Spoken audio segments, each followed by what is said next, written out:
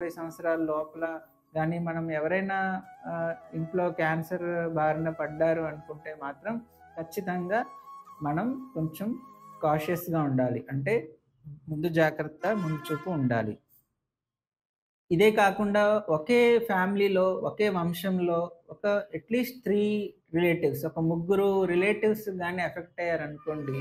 So, మళ్ళీ మనం చాలా జాగ్రత్తగా అది వయసుతో సంబంధం లేకుండా కంటిన్యూయస్‌గా 3 ఫ్యామిలీలో మెంబర్ ఎవరైనా ఎఫెక్ట్ అయ్యారు. అంటే ఇది హస్బెండ్ సైడ్ కూడా కావచ్చు, వైఫ్ సైడ్ కూడా కావచ్చు. అన్నీ కలుపుకొని పిన్నిలు, బాబాయిలు, అత్తయ్యలు, మామయ్యలు వీళ్ళు కూడా ఈ ఈ ఫ్యామిలీ చార్ట్‌లోకొస్తారు.